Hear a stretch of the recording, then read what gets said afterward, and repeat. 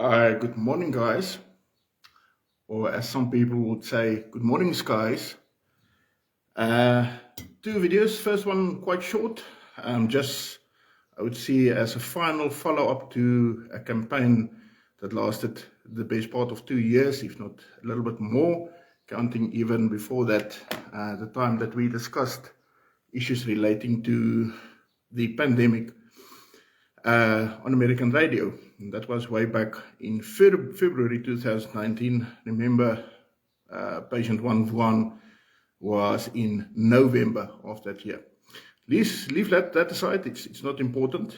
On my Telegram group, there was a discussion, one of my Telegram groups, there was a discussion over the weekend of why everything has gone quiet on the front of COVID. Why have I Skalk van der Merwe gone quiet on the issue of COVID, and what is happening at this point in time? We have gone quiet because there's nothing happening. It's as simple as that.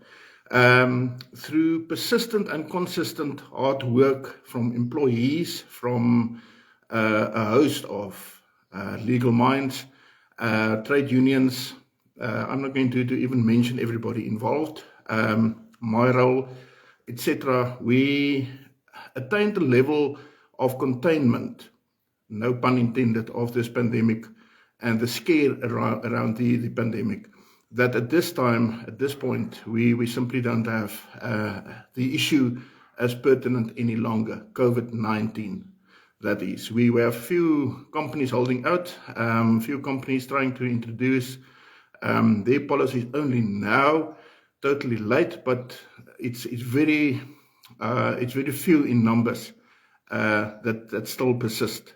We beat the big ones. We basically stopped the big ones. The only big one still holding out is Discovery, and as you know, through the very fraudulent claims by a certain political party as to their involvement in Standard Bank's matter and their involvement in Discovery's matter, I withdrew from the Discovery matter in total, and I left it to them. I said to them, you make the claims, you bring the proof of what you are saying you are doing. Obviously, we know it's not going to happen, so I assume by the end of this month, I will just simply restart my program against Discovery so that we can also end the human rights abuses, etc. that's going on there. But as for universities, big business, small business, medium business, the state, you name it, we have basically contained the whole thing about forced vaccination, and that is why it has gone quiet. The aftermath of that has not gone quiet. There are literally now hundreds of CCMA cases pending before the CCMA relating to unfair dismissals, unfair labor practice. I know personally of at least 3 cases going to labor court now relating to human rights abuses in the workplace. So yes, there's a reason why it's gone quiet, because there's nothing to report at this point in time any longer. We won. We won the battle against forced vaccination. And that is why I don't report on it at this stage. If there's anything else coming up, of course I will bring it to your attention. But yes, the 850 Rand campaign of last year, I think it was around November, December, I can't remember exactly, that we started, that yielded incredible results.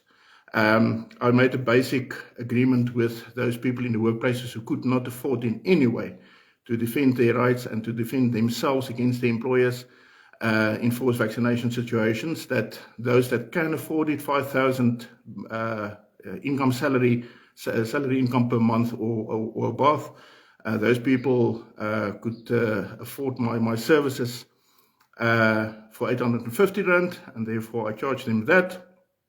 It's a very basic fee, and yes, as I reported way back, I think last time I reported on that campaign was in February or March, it was highly successful. Those people below 5,000 Rand a month, of course, were assisted free of charge. I also assisted quite an amount of businesses, quite a number of businesses, free of charge, simply because they literally had to close their doors. I'm sitting with a business now that is now at the next level, at the next stage, where we're going to actually sue government for that business going down. It was a business that was on the up, everything indicating that they would have turned into a multi-million rand business within the next 4 or 5 years.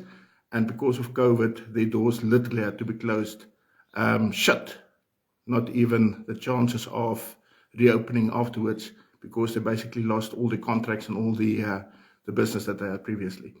But yes, that campaign, I think we assisted, well, at least 3,000 to 5,000 people. How do I know that? Because I can count back the numbers on my WhatsApps, on my emails, and on other forums that we created, especially for that campaign. You'll remember the Scope for the Merwe official page, the big one that very quickly grew, within 3 months grew to more than 40,000 members. It's still lying dormant. We're not using that page at this stage. Yes, you all know about the squabble with Facebook about that page, because the hate group and those people affiliated to the hate group made it their mission to report literally every post and every comment that was made on that page. So Facebook doesn't have a problem with the page itself. It's just that there was so much commotion created on that page by the hate group, by the anti-vax, the pro-vax lobby, that Facebook, in so many words, told me at one stage that they will not allow that page to operate further, because it just caused so much trouble for them as administrators of the platform. Be it as it may, we're still in talks with Facebook. Doesn't matter. On this specific forum that you're sitting now, we have past 20,000 people already on the group that was created a little while later. We passed 6,000 now. It's growing. All my other mediums still have thousands of people on it. So yes, relating to the big page, we're sitting with that problem. The COVID campaign has basically come to an end. We've done what we needed to do. Government themselves withdrew most of the lockdown rules and most of the sometimes hilariously contradictory regulations and framework that they created. But then on the other hand, they sneaked by quite a few of the most important things that they really wanted to put on the ground, and that is now embodied in new legislation that we need to oppose in every way legally that is to our availability. But we will start running that campaign very shortly from now. You already know what I'm speaking about. Okay, so long and short is, those people that fought the very hard battle that needed to be fought, many of them lost their jobs, many of them lost their lives, their livelihoods, their families even. You made a great sacrifice to this nation, but you also made it to humanity as a whole. We stopped the COVID scare pandemic in South Africa. 7 out of 10 South Africans never vaccinated. So we stopped it here, not in Europe, not in Australia, not in Canada, not in the US, United States of America.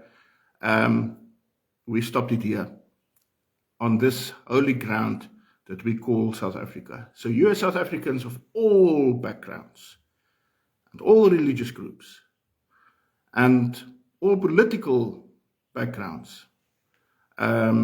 You are the real winners, and you were the people fighting this fight in the trenches. You were the people who made it possible for us to defeat the most evil up to now, I think, in the history of mankind, the most evil of plans of enforcing a medicine, in inverted commas, onto populations for various very nefarious reasons.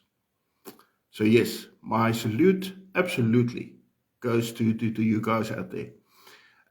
People like myself and a host of other people, we simply played a role in organizing, in informing, in I don't know, inspiring maybe, but the real hard work and the real sacrifice was made by you on ground level.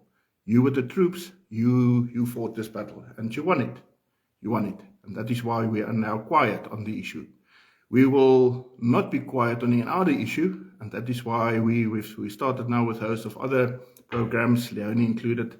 But the COVID issue has basically come to an end. There's no need at this stage to involve a lot of time or a lot of resources on that any longer. However, we need to keep a very close eye on what is happening and what is still being driven through in legislation, sometimes very obscurely so that you as member of the public do not even know what is now part and parcel of legislation that will come into being not very long from now.